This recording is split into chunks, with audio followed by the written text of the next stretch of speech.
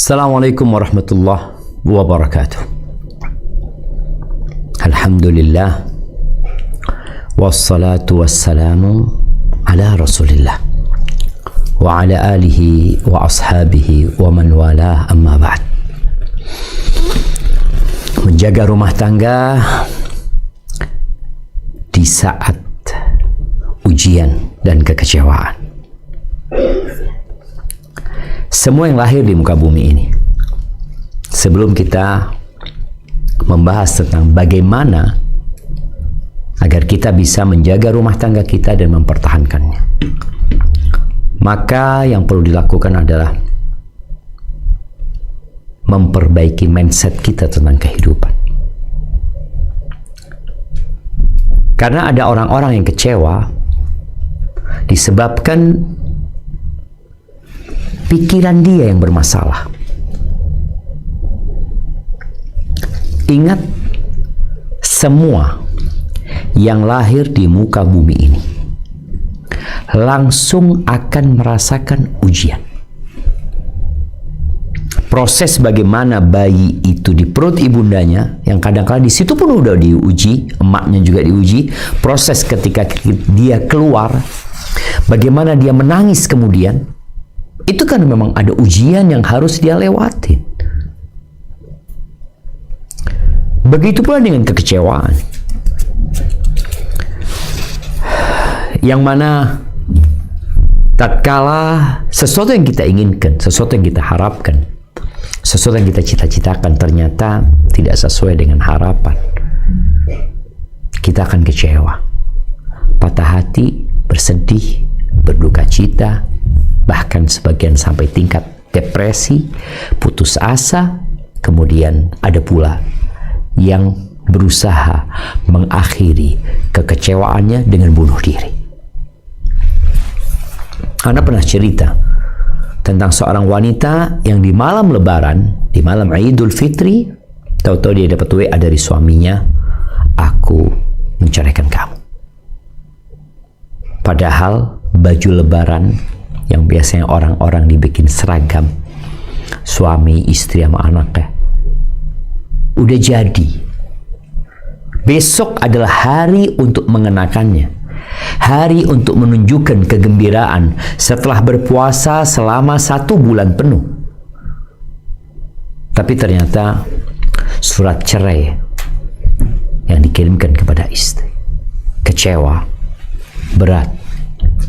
Akhirnya sang wanita mengambil belati, dia potong urat tadinya. Alhamdulillah, dia tidak sampai mati karena ketahuan sama keluarganya, dapat diselamatkan. Kenapa dia melakukan itu? Karena dia lupa dengan hakikat kehidupan ini. Ahibati fillah, kecewa itu akan semakin menyakitkan tatkala yang menjadi pelakunya, yang membuat kita kecewa, adalah orang-orang yang kita cintai, orang yang kita percaya. Tidak sedikit orang-orang yang percaya tahu-tahu mengkhianati, orang yang paling sering kita korbankan waktu untuk dia, kita korbankan tenaga, kita korbankan emosi. Maka di sini, tatkala kekecewaan itu penyebabnya adalah orang-orang terdekat, bahkan boleh jadi orang yang menjadi teman tidur kita, teman makan kita, teman jalan-jalan kita, teman di mana kita berjanji bersama untuk meraih surga Allah Azza wa Jalla, maka akan sangat menyakitkan. Wa dzulmu dzawil qurba ashaddu madadatan 'ala an-nafsi min waq'il hussamil muhannadi. Dan kezaliman ini, ada ungkapan orang-orang terdahulu yang mengatakan kezaliman yang dilakukan oleh orang dekat itu lebih menyakitkan daripada tebasan pedang India. Sakitnya itu kadangkala sampai mengantarkan seseorang kepada sakit fisik, bahkan kepada kematian.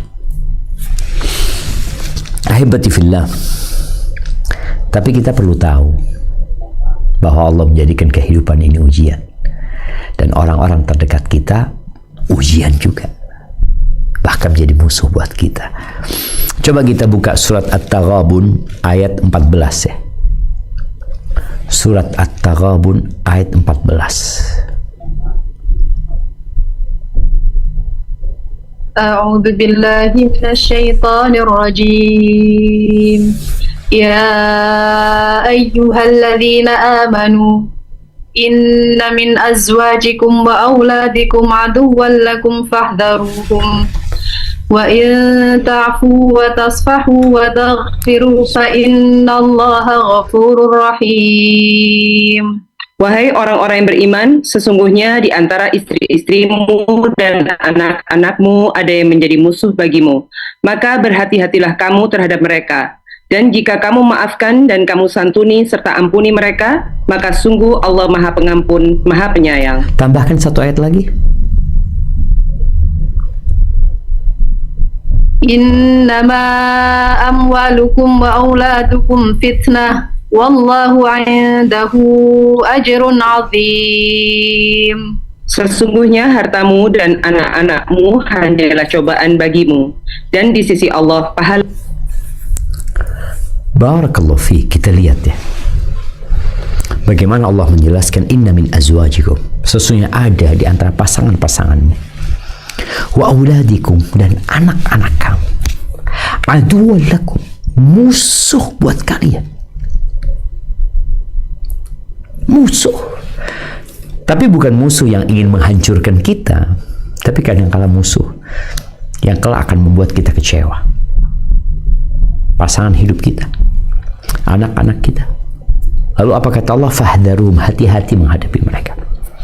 Kalau kalian memaafkan, kalian tidak memarahi mereka, kalian bahkan mengampuni mereka, Allah Maha Pengampun dan Maha Pengasih. Lalu Allah ingatkan harta dan anak-anak ujian. Ahibati fillah, apa faktor yang menyebabkan kekecewaan itu terjadi ya? Yang jelas Allah mengatakan wa ja'alna ba'dakum li ba'din fitnah. Kami jadikan sebagian kalian ujian buat sebagian lainnya. Atasbirun, sabar nggak kalian? Jadi poin dari semua ujian itu, orang akan dikatakan lulus, sukses ketika dia bersabar. Kalau dia naik sampai ridho, lebih baik lagi. Jadi sabar itu adalah batas minimal yang harus dicapai tatkala seorang diuji. Sabar. Terus naik lagi jadi ridho. Naik lagi jadi syukur atas musibah yang menimpa, atas kekecewaan yang diterima. Kita semua tahu bagaimana istrinya Fir'aun, bagaimana lelahnya dia, bagaimana kecewanya dia, bagaimana ujian yang diberikan kepadanya mendapatkan suami seorang raja yang memang kaya raya, yang memiliki banyak harta, kekuasaan, tapi bagaimana zalimnya dia. Tapi sabar. Adapun dalam rumah tangga yang biasa-biasa, ingat ya, yang menyebabkan kecewaan antara suami istri itu memang adanya perbedaan karakter, pola pikir, background keluarga, kebiasaan, budaya.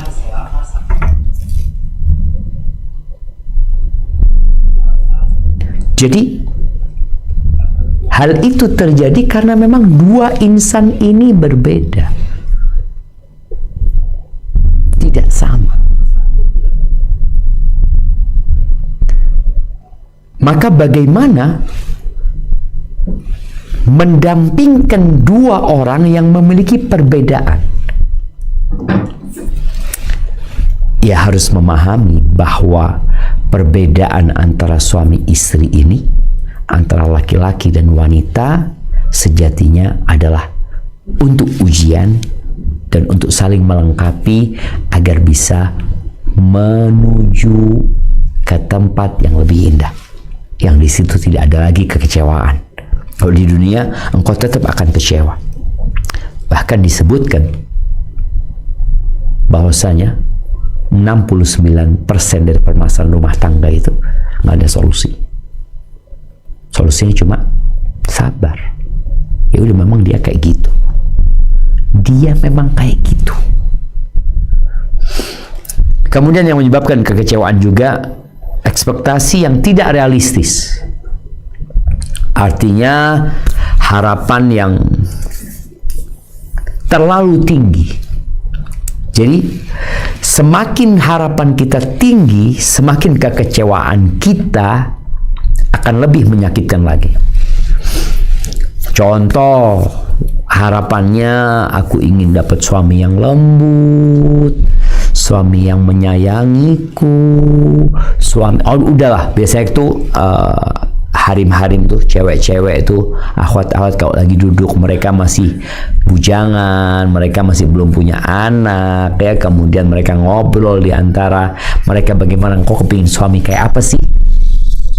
Ada obrolan itu, karena kita laki-laki juga punya obrolan itu. Ketika kita masih bujangan,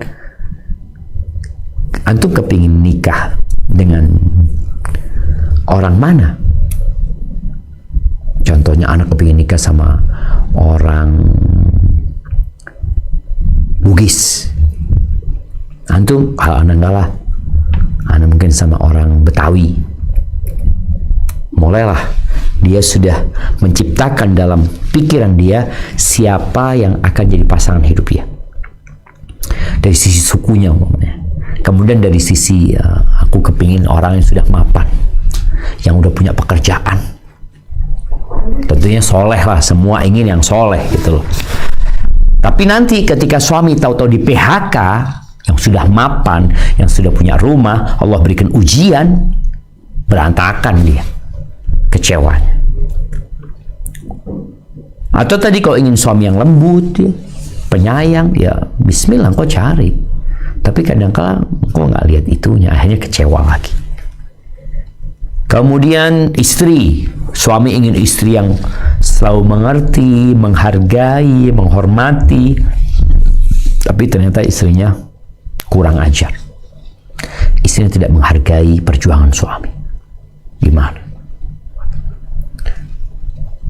Mertua, harapan kita dapat mertua yang adil, mertua yang tidak irian, tidak cemburuan. Tapi kadang-kala dapat mertua, ya Allah, na'udzubillah, mertua anak, Ustaz. Iya, ada yang mertuanya na'udzubillah, ada yang mertuanya Masya Allah.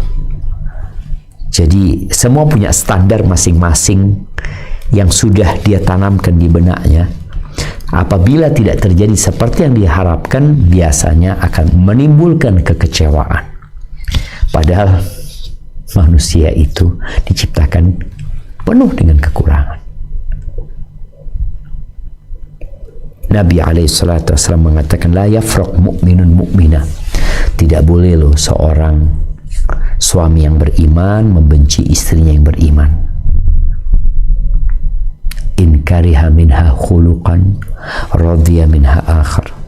Kalau ada sifat, perilaku, karakter istri yang tidak disukai, kan ada sifat lainnya gitu loh. Karena engkau ketika melamar itu perempuan, atau perempuan ketika menerima laki-laki itu, engkau melihat kepada kelebihan dia. Ketika sudah hidup bareng, kemudian mulai terungkap kekurangan-kekurangan setiap orang, ya seharusnya engkau menerima. Kenapa? Memang dia bukan bidadari, dan engkau juga bukan malaikat. Engkau punya kekurangan. Nah, kemudian menyebabkan kekecewaan itu juga kurangnya komunikasi. Kita banyak mendengar ungkapan miskomunikasi, salah paham, ya, kemudian akhirnya menyebabkan kecewa lagi. Padahal sebenarnya masalahnya cuma di komunikasi yang harus diperbaiki. Allah Azza wa Jalla menyebutkan, ya, coba di buku Qur'annya Allah mengatakan, tuh mana lupa di surat apa, Wa qul li ibadi. Nah, di surat Al-Isra ayat 53. Surat Al-Isra ayat 53. Bagaimana Allah Azza wa Jalla menyebutkan bahwasanya lisan itu harus dijaga. Karena kesalahpahaman bisa menyebabkan konflik yang tidak ada ujungnya nanti. Nah, oke. Wa qul li'ibadi yaqulu allati hiya ahsan inna asyaitana yanzaghu bainahum inna asyaitana kana lil insani aduwwan mubina. Dan katakanlah kepada hamba-hambaku, hendaklah mereka mengucapkan perkataan yang lebih baik atau benar. Sungguh setan itu selalu menimbulkan perselisihan di antara mereka. Sungguh setan adalah musuh yang nyata bagi manusia. tuh jemaah, ada aja usaha dia dengan omongan ini yang menyebabkan konflik terjadi, kemudian kecewa. Padahal yang kadangkala dibutuhkan oleh pasangan kita itu satu pujian, satu penghargaan atas apa yang dia lakukan. Kadangkala istri nih kecewa sama suami. Oke, kok kecewa sama suami? Iya Ustaz, anak maunya nggak kayak gitu suami anak. Seharusnya suami anak itu seperti ini. Seharusnya yang dia katakan seperti ini. Seharusnya yang dia lakukan seperti ini. Seharusnya. Itu kan harapan. Pertanyaannya, apa yang sedang kau lakukan dari seharusnya itu? Sampai kadang-kadang ada suami yang mengatakan, anak kepingin ngomong itu didikte dulu sama istri. Tulis dulu, kau kepingin aku ngomong apa gitu. Karena kadang-kadang yang diucapkan nggak sesuai dengan yang diharapkan. Maka tolong, yang bisa kau lakukan sebagai seorang istri adalah memberikan apa yang kau inginkan dari suami, berikan. Jadi berikan, lalu engkau berharap kepada Allah. Perkara dia memberikan apa yang kau inginkan, ya karena Allah yang memberikan bimbingan kepada dia. Maka berikan satu pujian, satu penghargaan, ya dia pulang, makasih banyak ya. Kayak sekarang nih emak-emak nih lagi kajian, habis kajian WA suaminya, makasih banyak ya, kau sudah banyak berbuat buat kami ya. Jazakallah khair, barakallahu fiik. Semoga Allah memberikan berkah di rizkimu. Aku harap semua tetesan keringatmu menjadi pahala. Engkau kan ingin suamimu melakukan itu kepadamu, maka engkau yang lakukan itu kepada suamimu. Perkara dia melakukan balik, alhamdulillah. Enggak, engkau sudah dapat pahala. Tadi harapannya kepada Allah tetap. Kemudian kadang-kala yang membuat kecewa juga pengaruh keluarga besar, mertua umpamanya ya, yang kadangkala ibu ini maksa anaknya untuk mengikuti aturannya, padahal anaknya sudah punya istri dan anak-anak ya. Bapak juga kadang-kala ikut campur karena anaknya mau punya rumah sendiri ya, dia ingin memberikan hak istrinya. Akhirnya sang menantu, gimana Ustaz ya, dapat mertua kayak gitu. Kemudian kadang-kala ipar-ipar juga menambah permasalahan dan kekecewaan. Ya, ada juga masalahnya karena standar yang berbeda.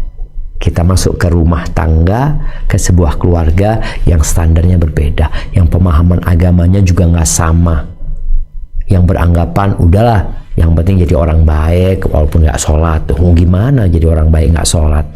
Padahal yang pertama ditanya pada hari kiamat sholatnya. Tapi bagaimana cara menghadapi berbagai macam kekecewaan itu? Bagaimana agar kita bisa mempertahankan rumah tangga kita ini? Yang pertama, sadar bahwa pasangan kita adalah amanah dari Allah Azza wa Jalla.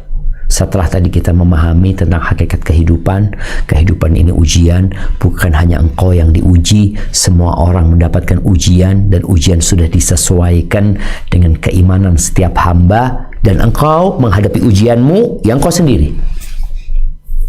Bagaimana cara menghadapi tadi kekecewaan dalam dari pasangan hidup kita? Ya ketahuilah bahwa engkau membutuhkan dia. engkau butuh sama dia.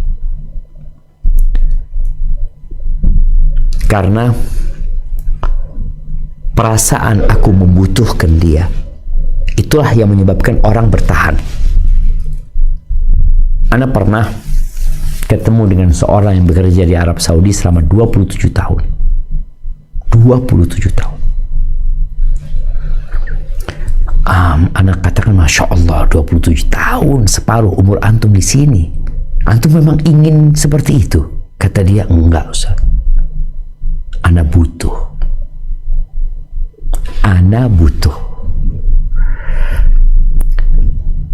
Ketika tidak butuh, perasaan tidak butuh itu muncul, maka sulit mempertahankan rumah tangga.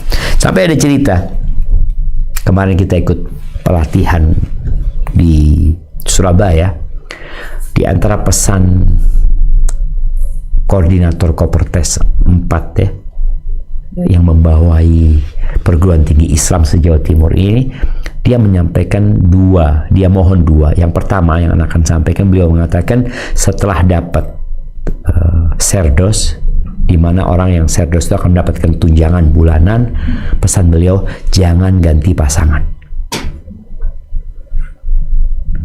Karena kadangkala, kenapa mereka mempertahankan rumah tangga? Karena dia merasa butuh sama suaminya. Suaminya merasa butuh sama istrinya.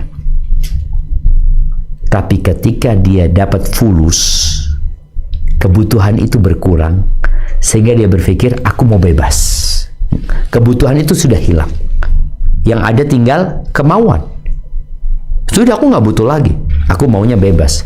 Aku nggak mau lagi repot melayanimu. Atau sang suami merasa, aduh, aku punya fulus lebih banyak lah, aku mungkin mau ganti pasangan. Itu dipesankan seperti itu kepada dosen-dosen yang mengajar di kampus agama Islam. Karena ada fenomena yang terjadi di mana perempuan ketika dia mendapatkan serdos, ketika dia mendapatkan P3K, itu seperti pegawai negeri, dia dapat SK itu akan dapat gaji, dia merasa nggak butuh. Ingat, kita itu butuh sama pasangan kita dengan segala kelebihan dan kekurangannya. Jangan lihat kekurangannya aja. Allah mengatakan di surat Al-Baqarah ayat 187. Coba Al-Baqarah ayat 187. Allah Azza wa Jal menceritakan bagaimana hubungan suami istri ini seperti pakaian. Kau butuh pakaian. Nah, silakan dibaca.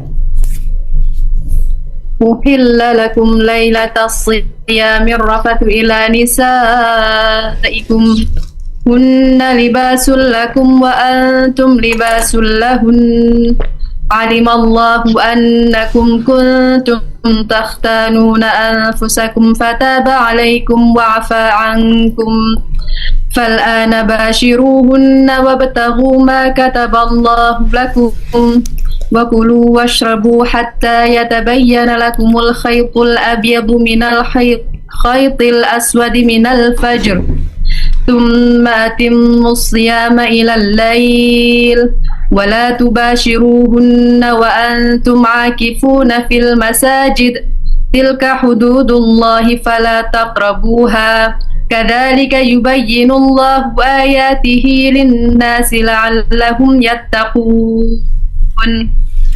Dihalalkan bagimu pada malam hari puasa bercampur dengan istrimu. Mereka adalah pakaian bagimu dan kamu adalah pakaian bagi mereka.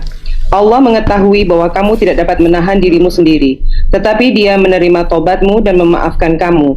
Maka sekarang campurilah mereka dan carilah apa yang telah ditetapkan Allah bagimu. Makan dan minumlah hingga jelas bagimu perbedaan antara benang putih dan benang hitam, yaitu fajar. Kemudian sempurnakanlah puasa sampai datang malam. Tetapi jangan kamu campuri mereka ketika kamu beriktikaf dalam masjid. Itulah ketentuan Allah, maka janganlah kamu mendekatinya. Demikianlah Allah menerangkan ayat-ayatnya kepada manusia agar mereka bertakwa.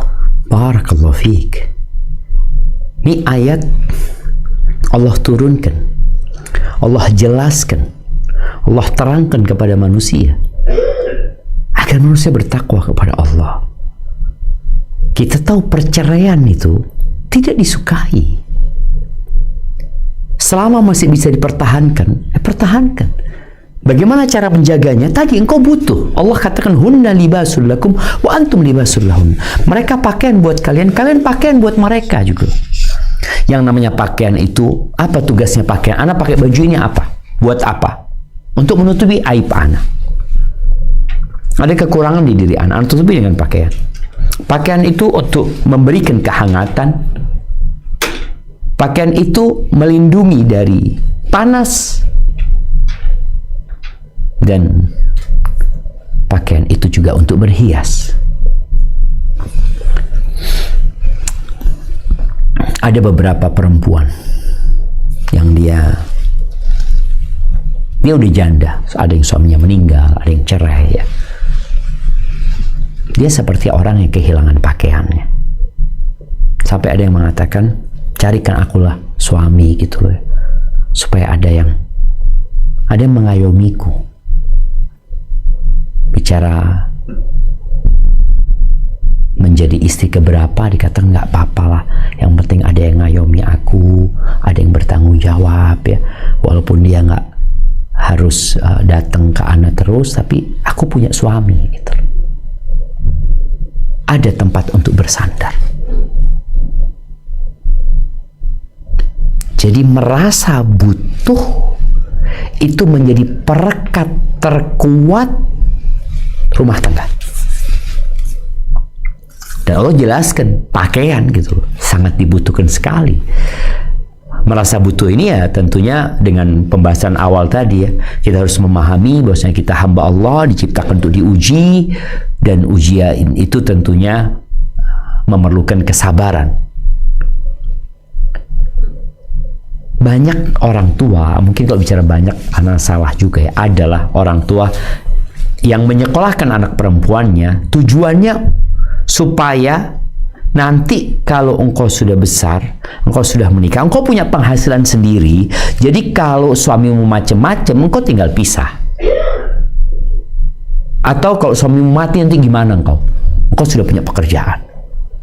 Jadi perasaan tidak butuh itu dapat membuat rumah tangga segera bubar.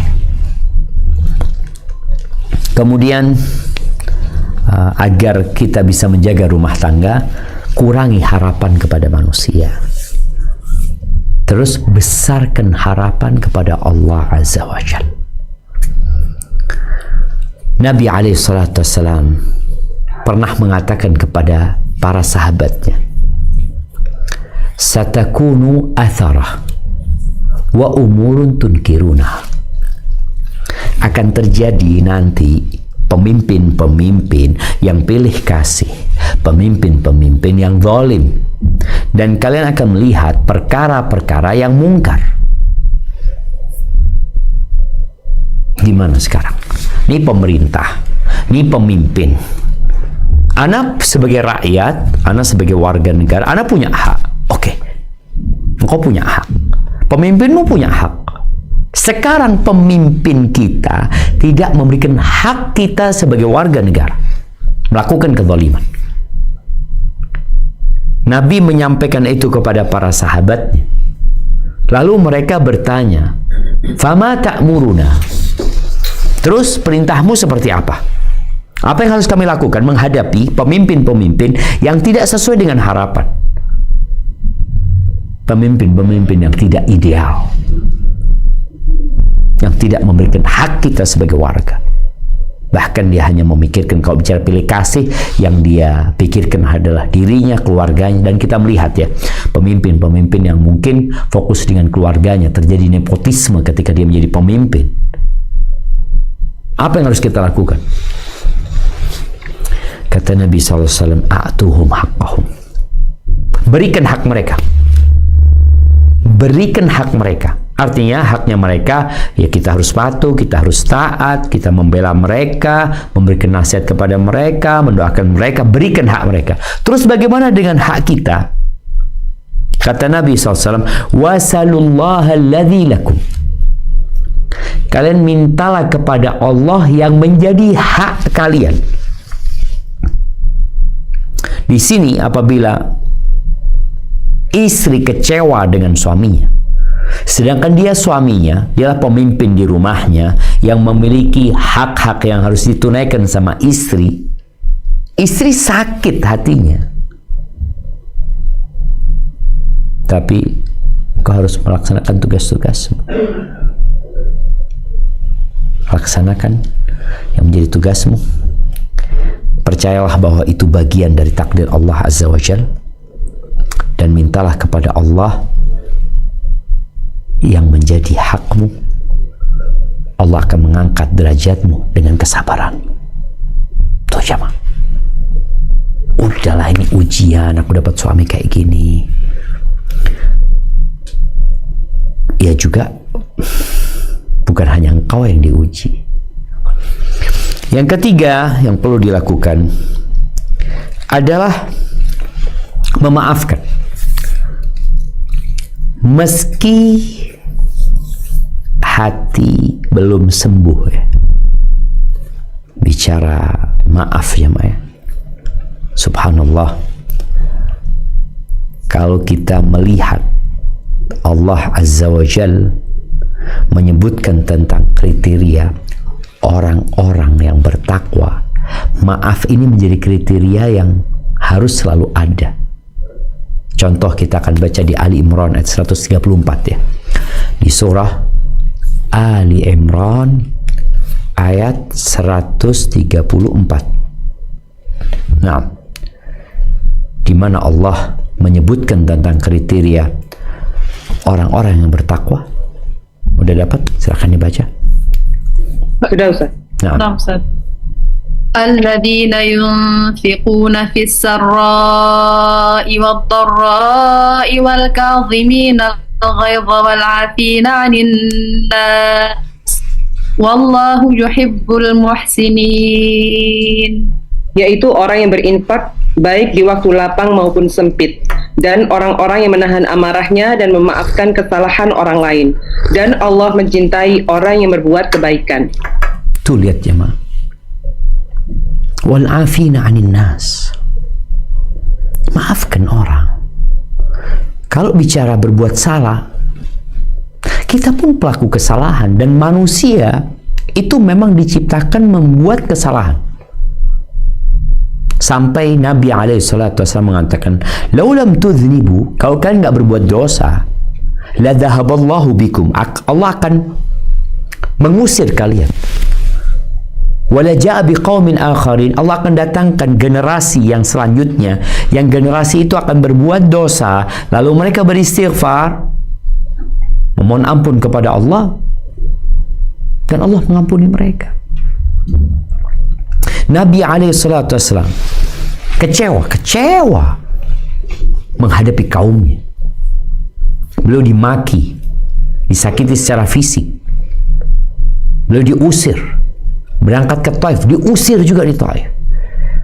Tatkala turun dari Taif setelah dilemparin batu dan berdarah-darah kaki Nabi SAW, dihinakan, padahal beliau adalah manusia yang paling mulia di sisi Allah Azza wa Jalla.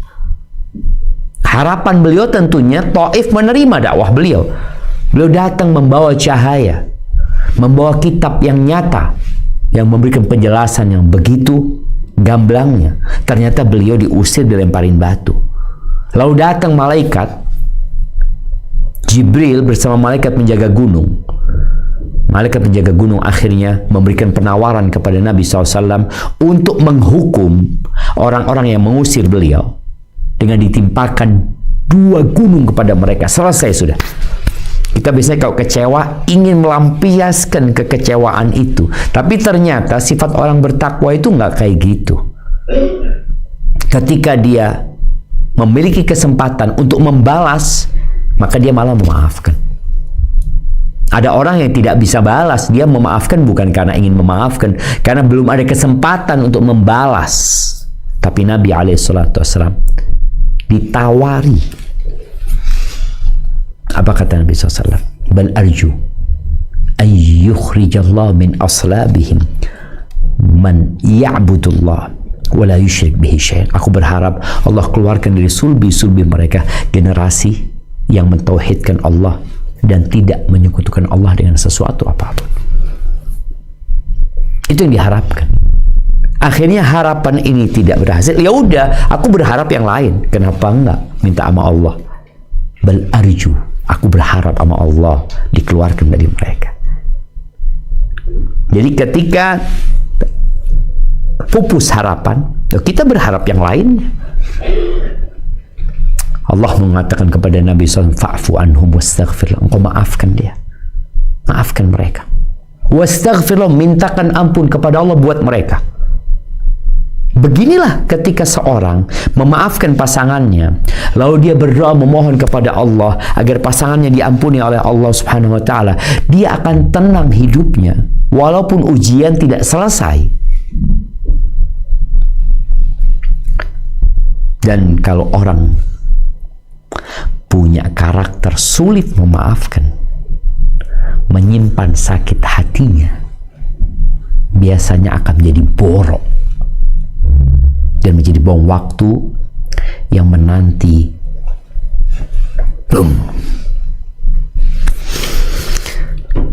ya mungkin nih ibu-ibu ya dan jamaah yang lainnya mungkin pernah merasakan kondisi dia tidak memaafkan, maka hal itu akan menyebabkan perasaannya tambah negatif,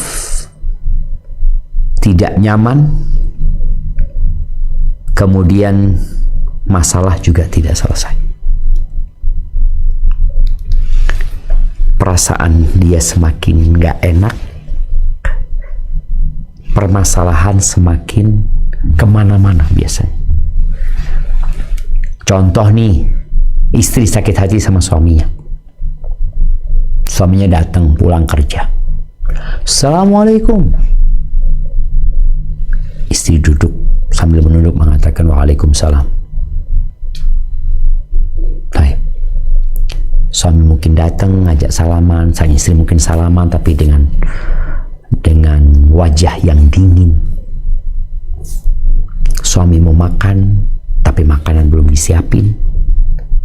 Suami mau minum, minuman juga nggak tahu di mana. Akhirnya suami meninggalkan meja makan, dia berangkat ke tempat tidurnya. Dia letakkan bajunya, dia istirahat sudah, nggak makan umpamanya. Kira-kira apa yang akan terjadi di rumah itu? Ketegangan. Akhirnya sang istri malah mau ngomong gak enak. Sang suami juga mungkin udah males ngomong sama istrinya. Dia tahu dia berbuat salah dan dia udah minta maaf, tapi ya kadangkala tadi ada kondisi yang tidak mau memaafkan. Maka tolong, ini kita bicara mengobatin kekecewaan ya. Ada orang yang nggak mau diobatin, ya terserah. Ada orang yang kekecewaan, nggak, Ana mau jaga kekecewaan Ana.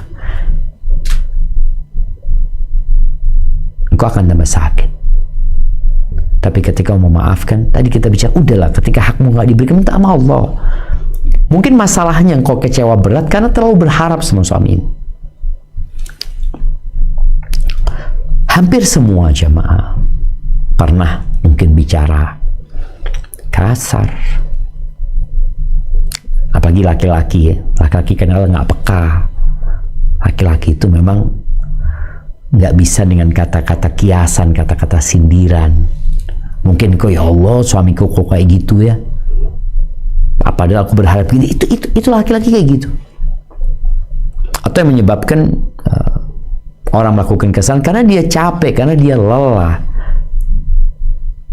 Dia sedang ada masalah di kantornya, pulang, akhirnya sang istri yang berharap dapat perhatian nggak dapat perhatian. Suami harapannya masuk rumah itu disambut, dikasih kehangatan. Kalau kita lihat bagaimana Khadijah ya, yang membuat Nabi tidak pernah lupa sama Khadijah, dan 9 istrinya tidak dapat menggantikan 1 istri Nabi alaihi salatu wassalam. Enggak. Setiap Nabi pulang kecewa menghadapi kaumnya, sedih. Nabi bukan tidak bersedih, Nabi bersedih. Bahkan Allah mengatakan, wala qad na'lamu annaka yadhiqu sadruka bima yaqul. Dadamu jadi sesak gara-gara omongan orang-orang itu. Iya. Tapi bagaimana tatkala beliau pulang sampai rumahnya, yang rumah ini memang dibangun untuk menjadi tempat sakinah. Rumah itu tempat menghadirkan kedamaian, kesejahteraan, ketentraman. Nabi alaihissalatu masuk rumahnya, sudah ketemu sama Khadijah radhiyallahu anha, ya. Bagaimana sedihnya beliau ketika Khadijah meninggal dunia. Maka itu yang perlu difahami. Dan kau tidak akan menjadi hina dengan memaafkan. Jangan dianggap, wah, anak kalau memaafkan diinjak-injakan. Enggak. Wa ma zadallahu 'abdan bi'afwin illa 'izza. Dan tidaklah seorang hamba dengan dia memaafkan kecuali ditambah kehormatan dan kemuliaan. Mulia loh orang minta memaafkan itu. Kemudian yang keempat yang perlu dilakukan kadangkala, ya perlu menjaga jarak sejenak ketika emosi.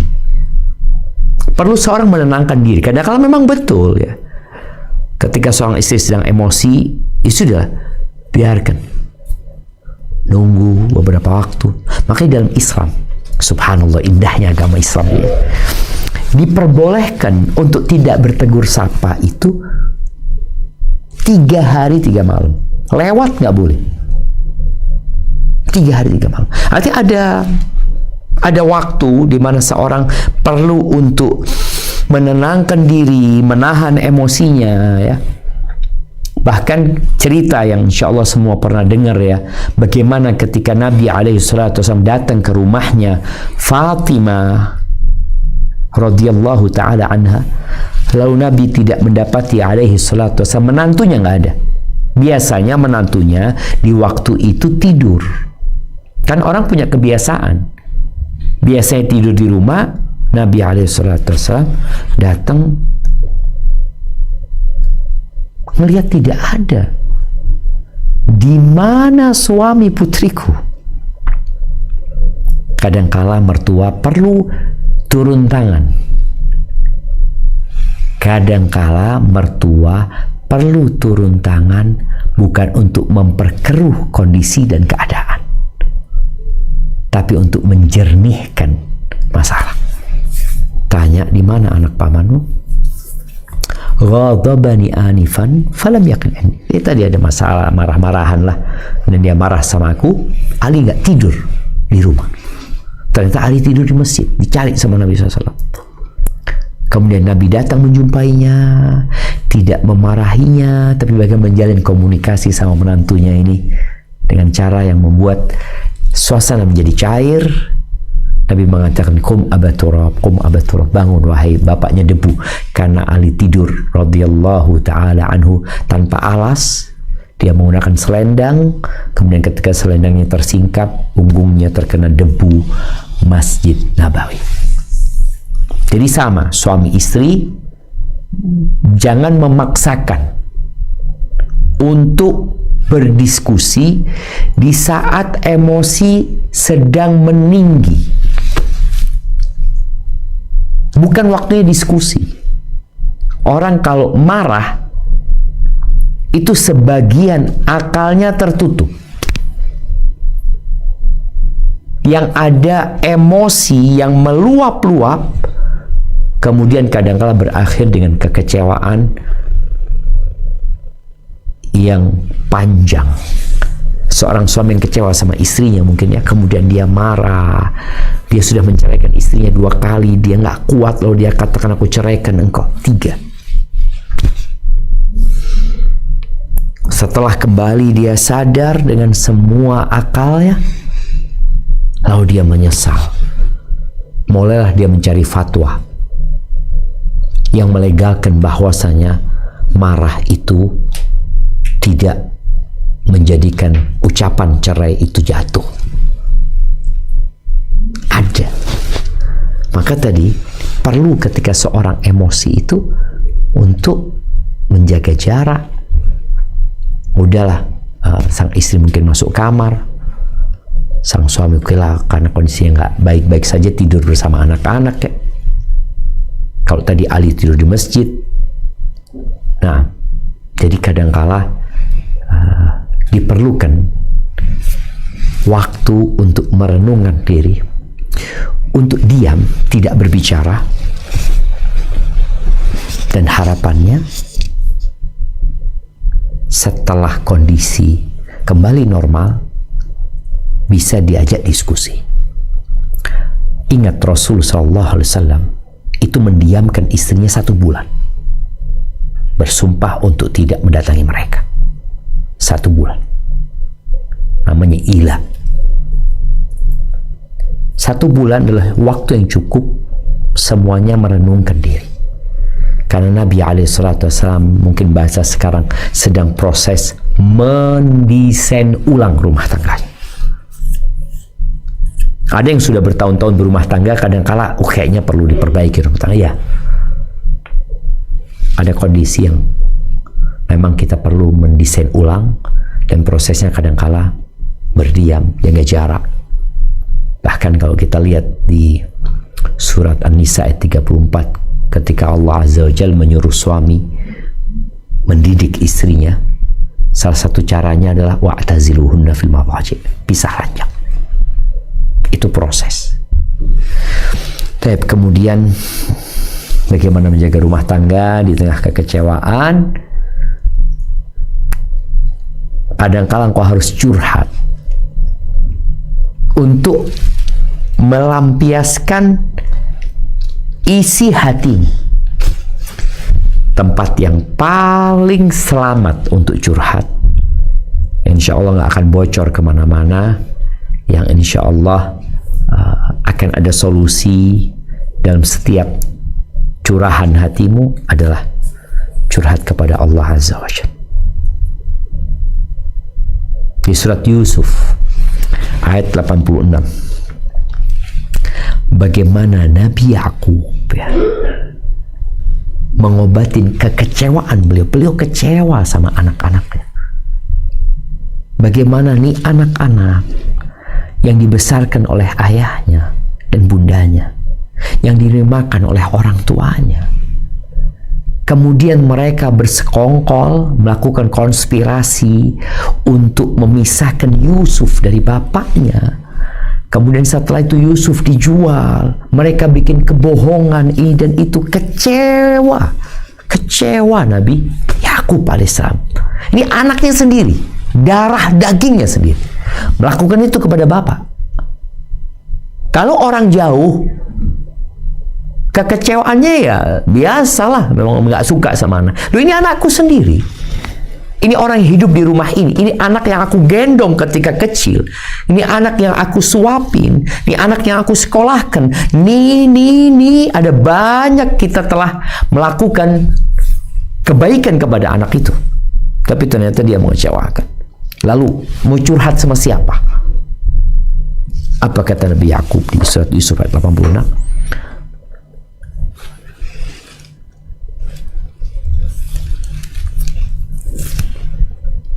Qala innama ashku bathi wa huzni ila Allahi wa a'lamu min Allahi ma la ta'lamun. Dia Yakub menjawab, hanya kepada Allah aku mengadukan kesusahan dan kesedihanku, dan aku mengetahui dari Allah apa yang tidak kamu ketahui. Allahu Akbar. Udah kepada Allah. Sebagian orang mengatasi kekecewaannya itu dengan membuat status. Udah biasa. Membuat status, dia kecewa. Solusinya, aku perlu curahan, mencurahkan isi hatiku. Iya, perlu diomongkan.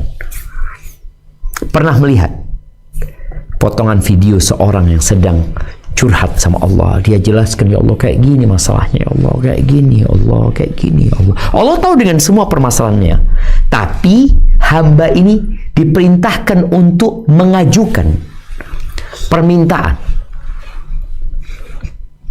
Yang kadangkala sebelum meminta itu kita perlu menyampaikan kayak gini permasalahannya Allah. Maka Nabi Yakub mengatakan innama ashku bathi wa huzni Allah. Aku susah, iya sekarang susah. Aku kecewa, iya. Terus kepada siapa aku mengadukan? Kepada manusia-manusia yang nggak bisa memberikan solusi? Kepada manusia yang kadang-kala solusinya memperkeruh keadaan? Kepada manusia yang kadang-kala kita curhat, malah dia senang melihat kita dalam kesusahan? Jangan. Nabi Yakub mencurahkan semuanya kepada Allah, dan Allah memberikan ketenangan kepada hati, membersihkan hawa nafsunya, menguatkan keimanannya. Udah, Allah, aku punya Allah gitu. Jadi kita yakin dengan takdir Allah, tapi ya tetap kadang-kadang kita kecewa, kita sakit hati gitu ya, kita sedih lah kalau bicara. Kesedihan itu ada, tapi udah takdir, mau diapakan. Ketika Nabi Muhammad alaihissalatu tinggal mati oleh Ibrahim, beliau nangis, netes itu air dari mata Nabi SAW, netes lagi itu air, sampai Abdurrahman mengatakan, wa anta ya Rasulullah, engkau juga nangis ya Rasulullah, engkau juga nangis. Innaha rahmah, itu kasih sayang Allah. Kau bisa nangis, itu kasih sayang Allah. Kita kesian sama nih anak meninggal dunia. Lalu beliau alaihi salatu wasallam mengatakan, innal aina la tadma, mata meneteskan air, wa innal qalba la yahzan, hati bersedih,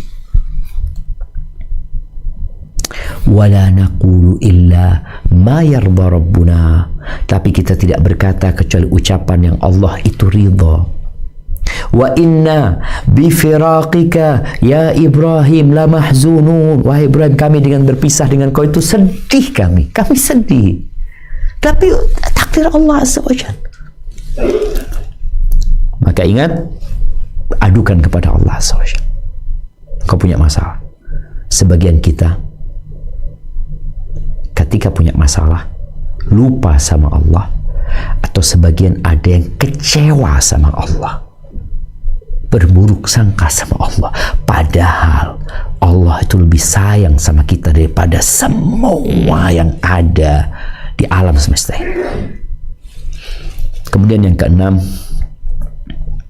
yang menjadikan kita itu mempertahankan rumah tangga dalam kondisi ujian dan kekecewaan itu, ya kita harus tahu dalam setiap luka, setiap duka, setiap kekecewaan itu akan dibalas pahala gitu loh. Dan kita sedang proses mencari pahala. Ini dikasih sama Allah ladang pahala.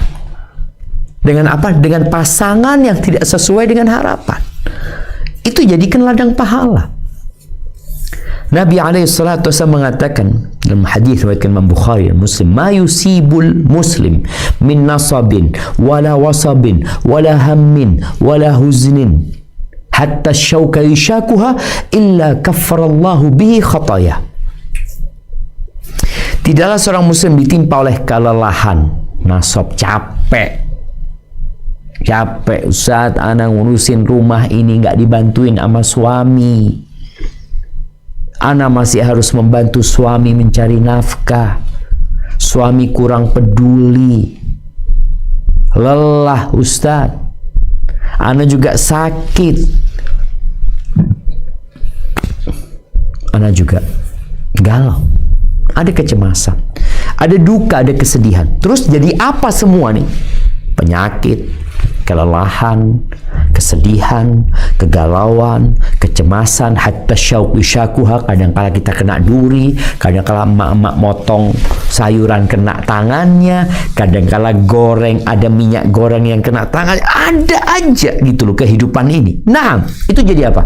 Illa kaffarallahu biha min khataya. Itu akan menghapuskan dosa. Di riwayat lain dikatakan Allah akan angkat derajatnya. Dosanya dihapuskan, derajatnya diangkat. Tuh.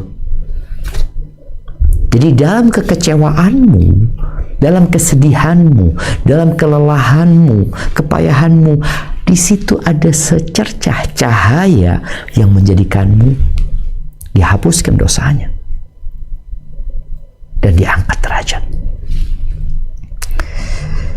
Kemudian yang ketujuh, fokus pada kebaikan pasangan kita, bukan kepada kekurangan. Fokus. Kalau engkau tidak fokus, kebanyakan kita fokus sama kekurangannya, apalagi mak-mak ya. Anda minta maaf ya ketika Anda sampaikan hal ini, karena memang Nabi alaihi salatu wassalam menjelaskan hal itu. Yang penjelasan Nabi alaihi salatu wassalam seharusnya dijadikan bahan evaluasi buat setiap pribadi muslimah.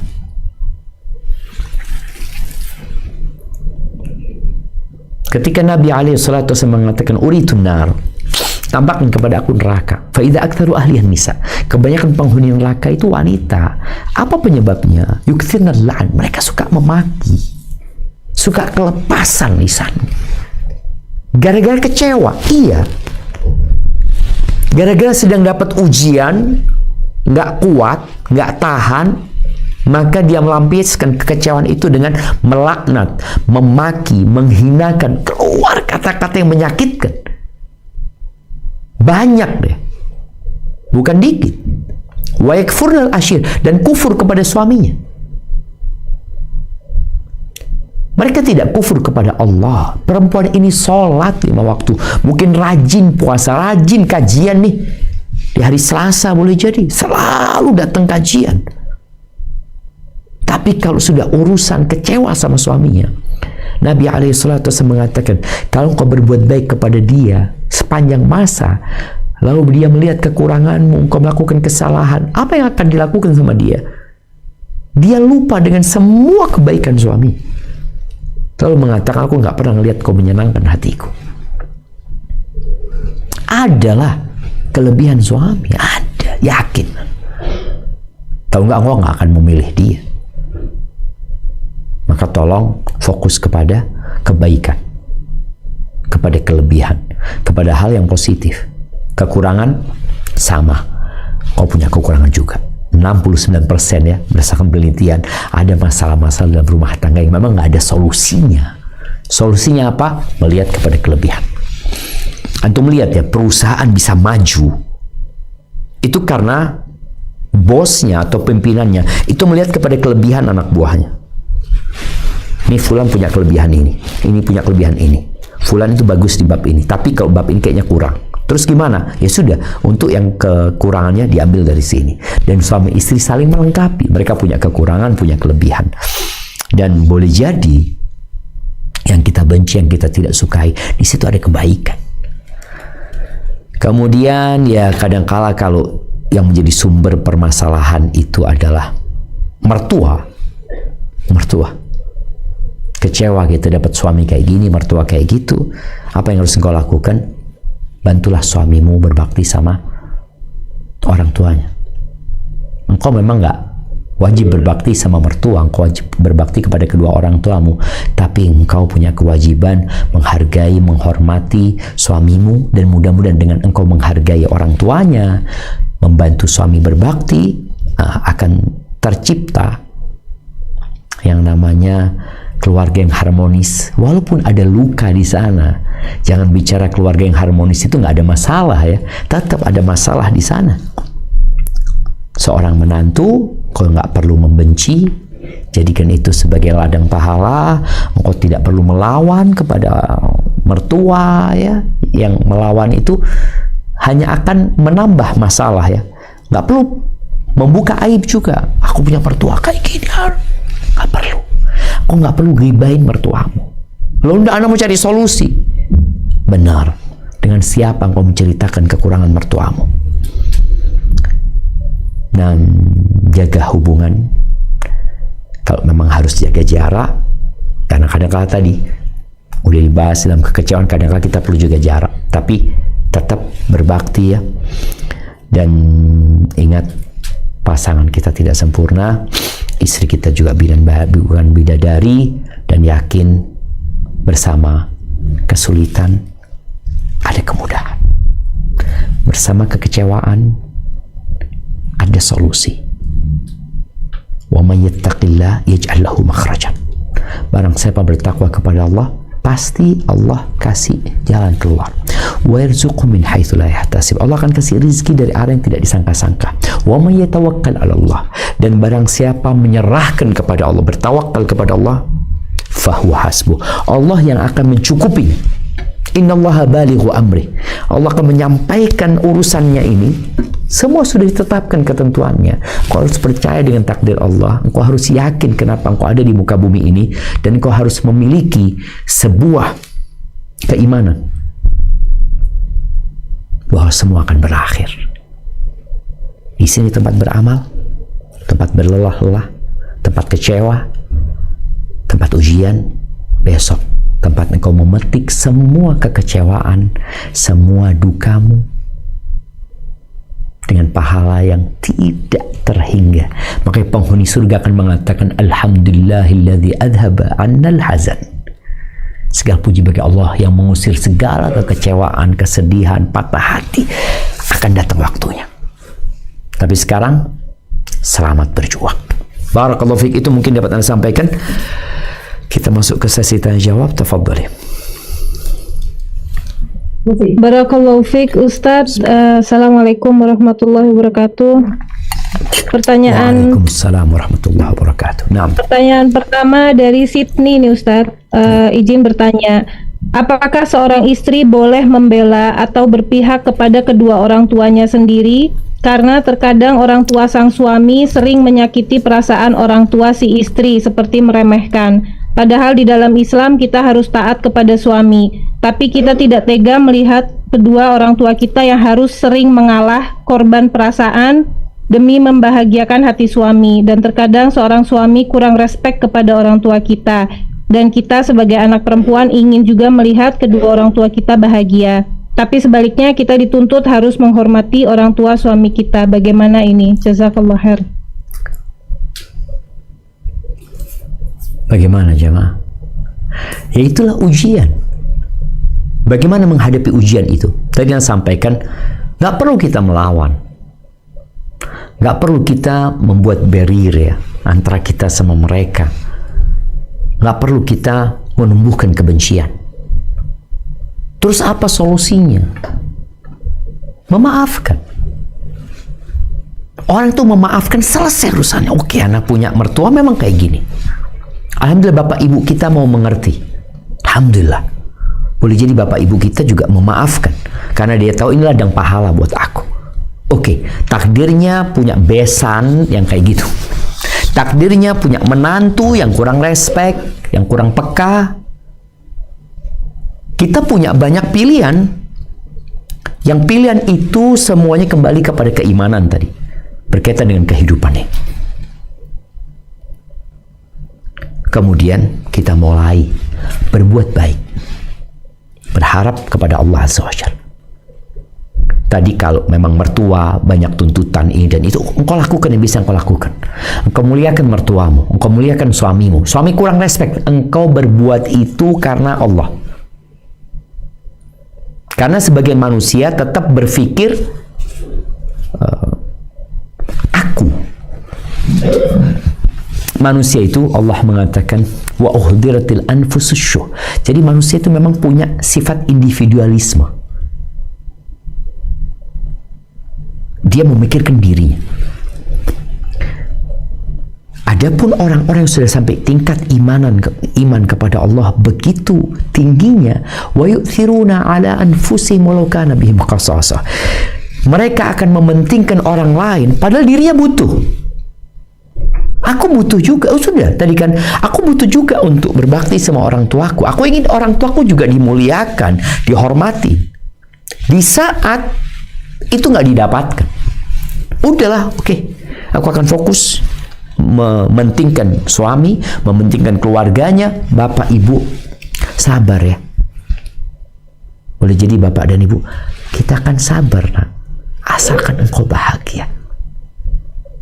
Maka cobalah dengan kau terus berbuat baik sama mertua, sama suami, berkaitan dihinakan, diinginkan.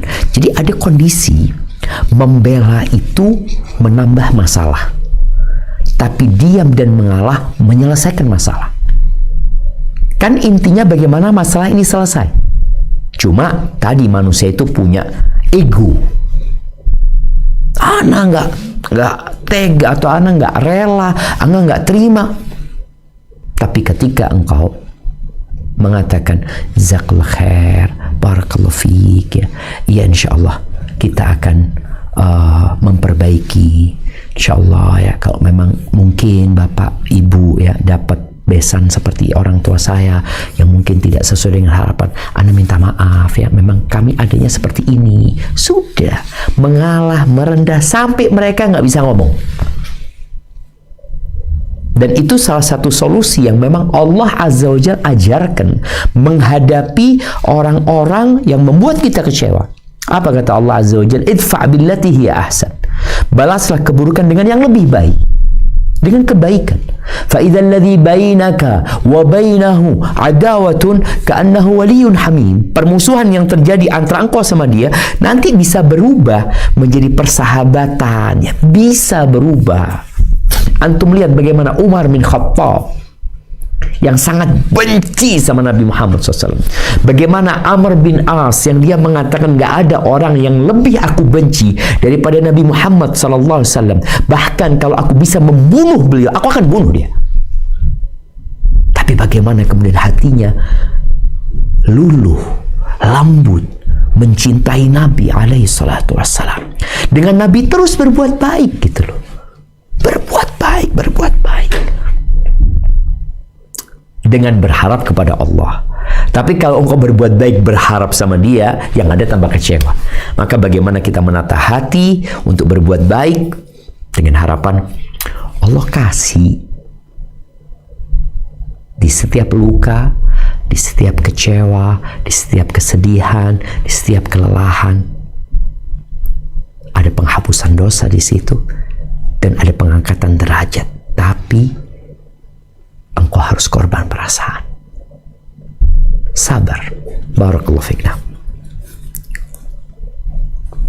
Assalamualaikum Ustadz, pertanyaan dari Perth. Waalaikumsalam warahmatullahi wabarakatuh. Assalamualaikum warahmatullahi wabarakatuh. Ustaz, Waalaikumsalam warahmatullahi wabarakatuh. ya pada saat kita mengajukan ijab kabul biasanya ada keinginan untuk sehidup semati ya, betul ya Ustaz ya. Dan yang ijab kabul ini siapa? Ibu ikut ijab kabul? Enggak, maksudnya saat menikah itu pastinya ingin dengan pasangannya sehidup semati sesurga ya Ustaz ya. Amin.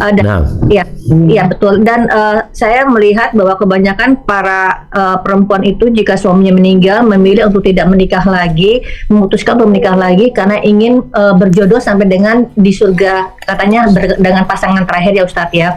Dan itu pun yang sahabat saya inginkan.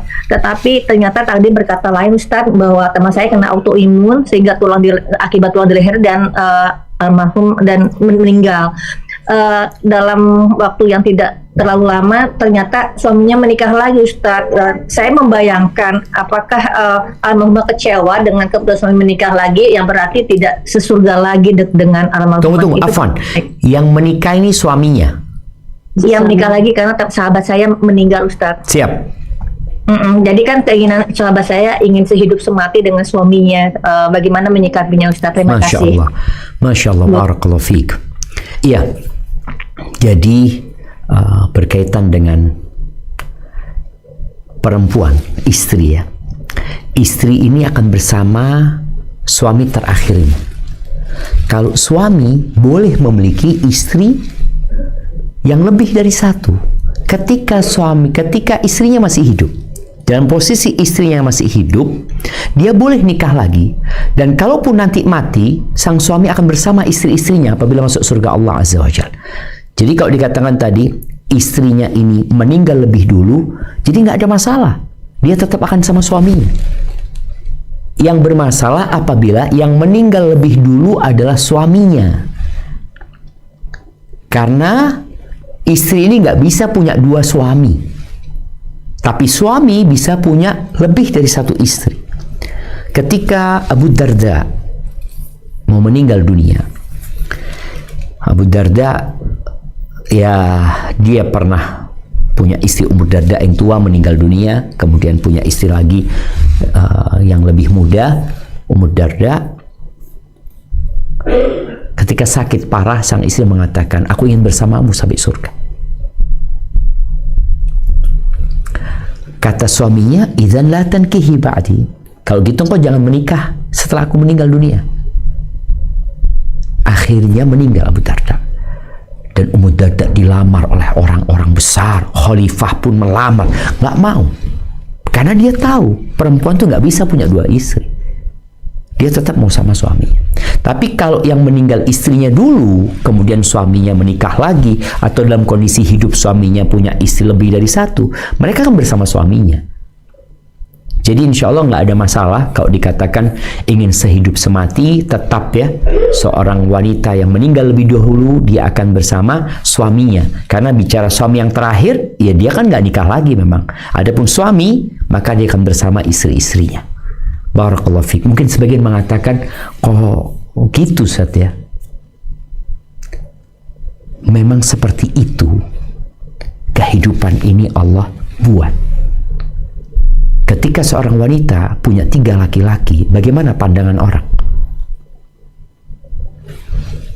Tapi ketika seorang laki-laki punya lebih dari 1 istri, ya fitrah manusia, akal sehat manusia menerima, dan itu syariat yang Allah tetapkan. Tidak ada kezaliman di sana, bahkan di sana ada penghormatan buat wanita. Yang tidak boleh adalah menjadikan wanita sebagai wanita simpanan, sebagai pelacur-pelacur. Na'udzubillah min dzalik. Barakallahu fiik. Nah. Barakallahu fikum Ustaz dari Brisbane. Naam, tafadhali. Ya, jika suami dan istri awalnya sama-sama minim ilmu agama, kemudian mulai belajar dan muncul beberapa perbedaan praktek dalam menjalankan agama. Misalnya perbedaan dalam gerakan tasyahud yang suaminya hanya mengangkat jari gitu, sedangkan istri menggerak-gerakkan jari. Dalam permasalahan cabang, bagaimana sebaiknya? Dan untuk permasalahan yang besar, misalnya seperti penentuan awal Ramadan, suami mengikuti hisab, sedangkan istri mengikuti ru'yatul hilal, bagaimana cara terbaik bagi keduanya dalam menyikapi perbedaan seperti ini Ustaz? Jazakumullah khairan. Masya Allah, barakallahu fiik. Naam ahibati fillah, berkaitan dengan apa yang ditanyakan tadi, apabila masalahnya adalah masalah khilafiyah yang ada ruang untuk beda pendapat, ya tidak perlu diingkari. Bukan hanya bersama suami istri, dengan siapapun. Ketika masalah memang ada ruang untuk berbeda pendapat, maka kalau mau didiskusikan nggak apa-apa. Tapi kalau dikatakan kayaknya nggak, aku lebih menguatkan hal itu, udah nggak ada masalah. Baik, masalah yang kedua itu ketika ada perbedaan ya antara istri sama suami dalam penentuan awal Ramadan atau penentuan awal Syawal. Kalau penentuan awal Ramadan mungkin masih aman.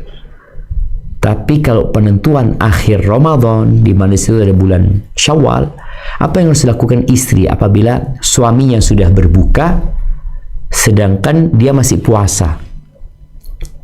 Apakah dia wajib mengikuti suaminya? Wallahu a'lam, sepertinya tidak, karena dalam hal ini yang diikutin adalah pemerintah sebenarnya.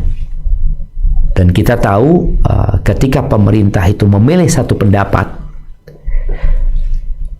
itu wajib untuk diikuti. Tapi dia tetap memuliakan suaminya. Dia mempersiapkan berbuka, mempersiapkan Id buat suaminya, umpamanya seperti itu. Namun dia tetap berpuasa kalau memang tadi pemerintahnya telah menetapkan satu ketentuan. Wallahu a'lam ya. Itu yang ana fahami. Memang masalahnya masih bisa ditoleransi, dan juga antara suami istri ini kalau bisa memang istri meminta maaf sama suaminya ya, dalam kondisi seperti ini, aku akan menghargai pendapatmu berkaitan dengan ketentuan hilal, karena hal ini berkaitan dengan urusan umat ya, bukan urusan suami istri saja, tapi berkaitan dengan urusan umat. Tapi Allahu a'lam, mungkin bisa tanyakan kepada ustadz yang lainnya. Hadza wallahu a'lam bissawab.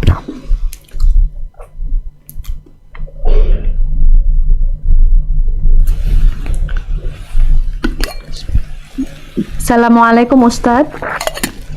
Waalaikumsalam warahmatullahi wabarakatuh. Ini saya mau nanya tapi di luar topik. Ada pertanyaan, kalau tinggal di Australia terus kita punya rumah di Indonesia. Nah, kalau misalnya sholat apa harus digabung biar nggak sombong sama Allah karena dikasih keringanan, apa sholat biasa? Barakallahu fiik ya. Ya, di sini ada dua permasalahan sebenarnya. Yang pertama berkaitan dengan sholatnya musafir. Sholatnya musafir itu dianjurkan, atau kalau bisa sunnahnya itu adalah dikosor. Sunnahnya itu dikosor, bukan dijamak. Dijamak itu insidental. Makanya orang yang sakit boleh jamak, orang yang sedang hujan deras boleh jamak yang sholat di masjid ini ya, karena kondisi dia akan menjamak silahkan, tapi tidak boleh kosor. Adapun musafir, kekhususan dia adalah untuk mengkosornya. Jamak kalau mau silahkan, karena kondisi mungkin dia capek, lelah, dia boleh jamak. Baik, apakah orang yang punya dua rumah itu dianggap musafir? Pendapat yang lebih kuat, kalau dia sampai ke rumahnya, dia tinggal di Australia, mukim di Australia, juga mukim, boleh jadi nggak punya rumah, dia kontrak rumahnya, tapi dia mukim, sudah tinggal dia memang. Dia punya dua tempat tinggal, Australia sama Indonesia. Maka ketika sampai ke rumahnya, dia terhitung mukim. Walaupun cuma satu malam saya Ustaz, iya, tapi engkau ini tempat tinggalmu sebenarnya. Engkau dianggap mukim. Jadi tidak lagi mengkosor. Adapun jamak insidental tadi. Kalau dia memang anak sudah sampai rumah Ustaz, tapi kayaknya kecapean sehingga dia mau menjamak, silahkan. Tapi 4-4 atau 3-4 maghrib sama isya. Adapun kosor itu kekhususan buat musafir. Dan engkau dengan sampai ke tempatmu sudah dianggap gak musafir. Barakallahu fiik. Nah,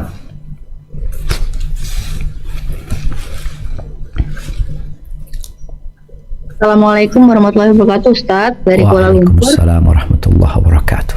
Ustadz, ini di luar tema, Ustadz mau nanya bagaimana cara apabila mau titip beli emas, tetapi kita ada di luar Indonesia gitu, supaya tidak terkena riba dan sesuai dengan syariat.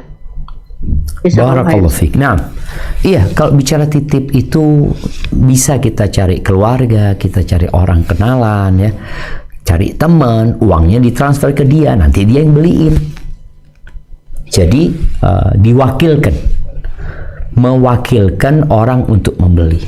Kalau kita kenal dengan penjualnya, sudah kenal, kita cari siapa yang bisa kita titipin di sana, kita mewakilkan orang, jadi uangnya ini transfer untuk dibelikan emas.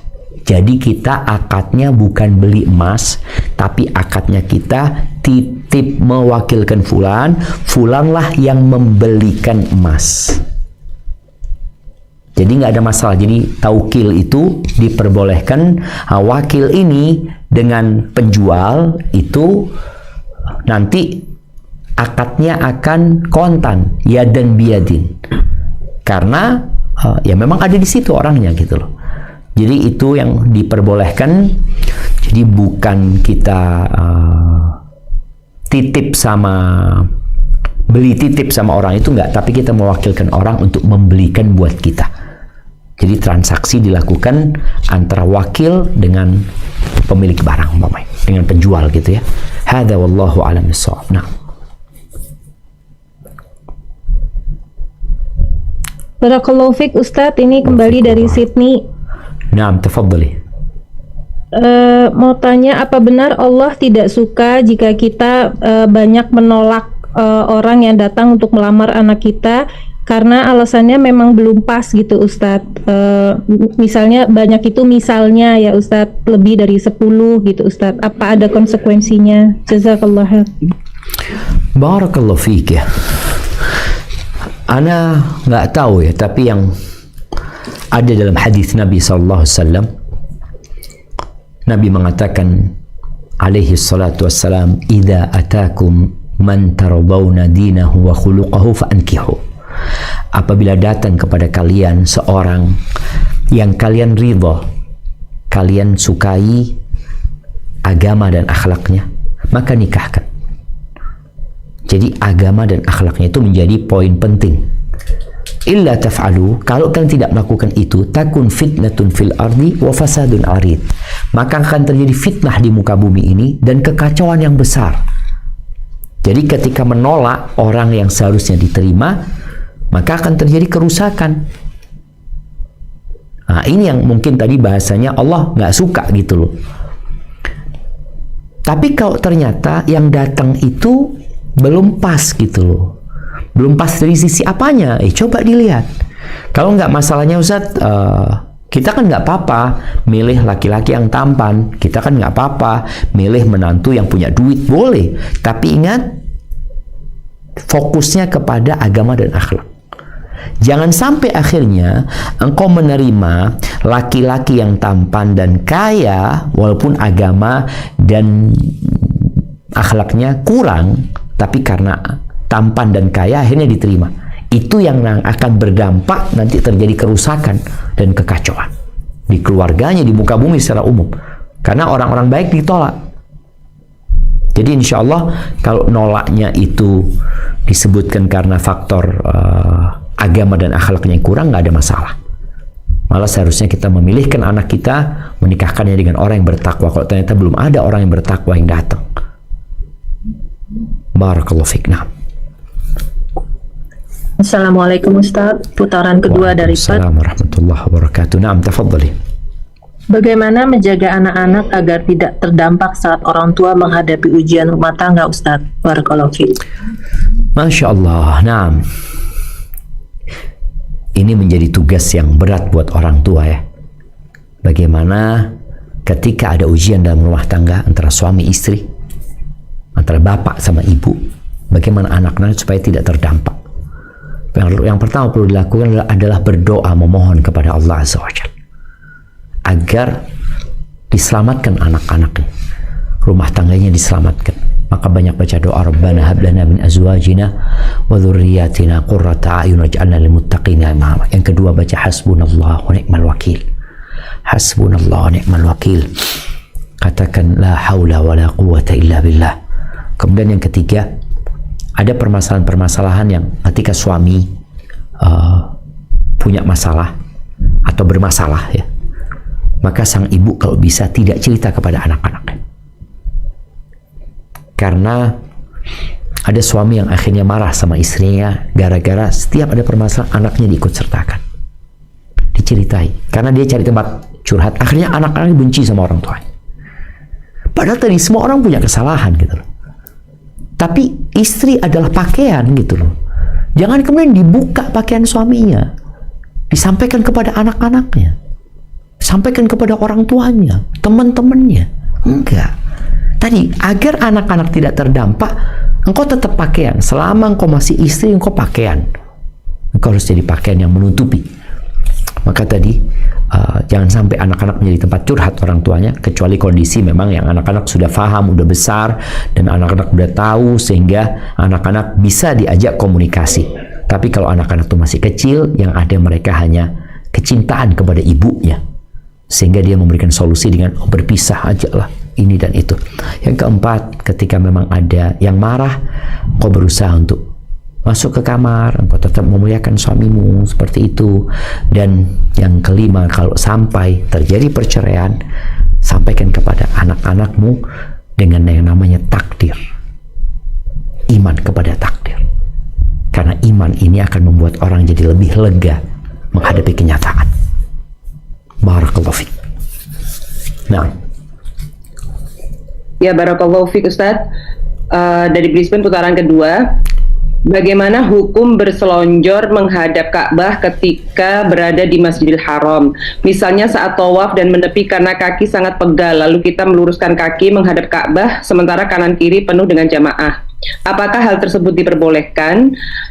Dan bagaimana hukumnya jika kita berada di masjid, sekarang satu di Masjidil Haram, dan yang kedua kalau di masjid biasa, apakah kita juga tidak boleh berselonjor ke arah kiblat? Jazakumullah khair Ustaz.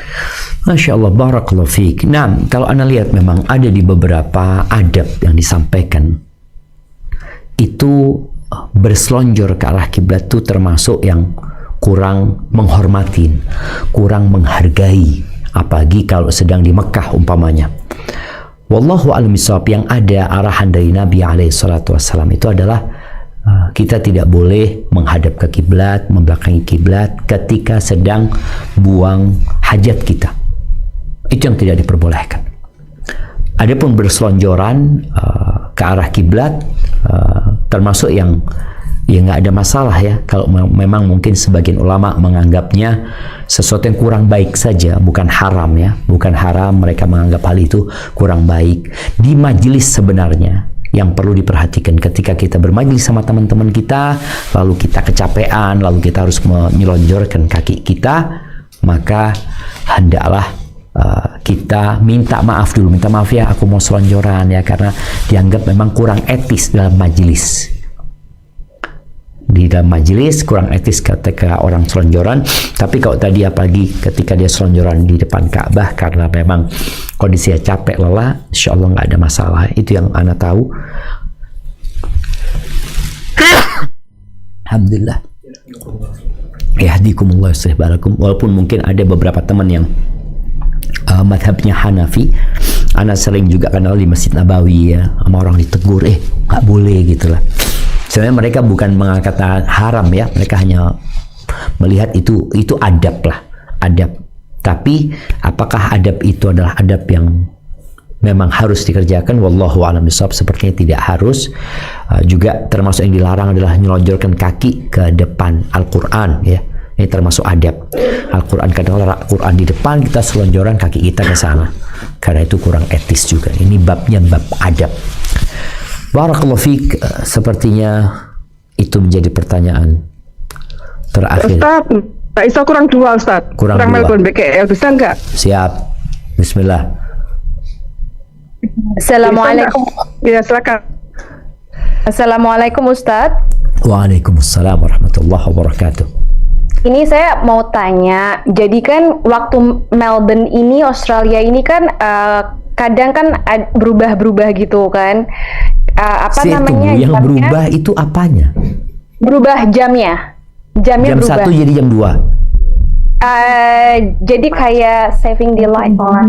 Musim panas sama musim dingin itu kan waktunya, musim panas kan waktunya tapi 4 jam. tetap 24 jam di sana. Iya, tetap 24 jam. Oke, siap. Bismillah. Nah, terus isyaknya itu kan telat kan. Lebih malam akhirnya, isyaknya jadi lebih malam gitu ya. Jam 10. Jadi nggak jam 10 untuk sekarang ini. Jadi pertanyaan saya adalah bisa tahajudnya itu sebelum tidur. Jadi kita habis sholat isya, kita langsung sholat malamnya gitu ya? Ya gitu, apakah bisa seperti itu? Terus subuhnya jam berapa kalau isyaknya jam 10? Jam 4. Jam 4 ya, berarti masih ada waktu 6 jam sebenarnya antara isya sama subuh gitu. Siap. Ya, berkaitan dengan isya yang sudah malam ya. Kalau tadi dikatakan waktu isyaknya memang masuk waktu isyaknya sudah malam. Kita sendiri boleh sebenarnya mengakhirkan waktu isya ya. Buat ibu-ibu mungkin mengakhirkan sholat isyaknya, tapi dilarang kalau bisa jangan tidur sebelum sholat isya. Usahakan kita itu sholat isya baru tidur. Kalau dikatakan tadi karena udah malam sehingga dia khawatir nggak bangun, bolehkah dia sholat malamnya itu ba'dal isya langsung? Boleh saja, itu sudah masuk waktu. Hanya saya bicara tahajud, sebagian ulama memang menganjurkan tahajud itu bangun tidur, sehingga orang itu masih istirahat terlebih dahulu, dan waktu yang paling mulia adalah sepertiga malam akhir. Jadi malamnya tadi dari jam 10 sampai jam 4 itu waktu malam, waktu untuk sholat malam. Tapi yang paling mulia adalah sepertiga malam akhir. Tapi kalau tadi katakan takut nggak bangun, maka dia sebelum tidur sudah sholat malam. Dia sholat malam 11 rakaat atau 9 rakaat atau 7 rakaat, boleh saja. Tapi tetap yang lebih utama di sepertiga malam akhir, dan lebih baik lagi ketika dia bangun tidur sehingga kondisinya lebih fit ketika dia beribadah kepada Allah Azza wa Jalla. Barakallahu fiik. Nah. Assalamualaikum Ustadz. Ini pertanyaan dari Kuala Lumpur tentang pengembalian mahar hulu itu bisa mengembalikan mahar atau senilainya? Maksudnya senilainya itu harga emas yang dulu ketika dibeli atau harga emas yang sekarang? Iya, tergantung suaminya. Jadi kalau suaminya hulu itu boleh jadi pengembalian itu tidak harus semua maharnya, boleh sesuai dengan kesepakatan dia sama suaminya. Aku mau asalkan dikembalikan lagi semua maharnya, umpamanya. Bolehkah minta lebih dari maharnya? Sebagian ulama membolehkan ketika memang dia sedang mau menebus dirinya dari suami yang zalim umpamanya dan itu.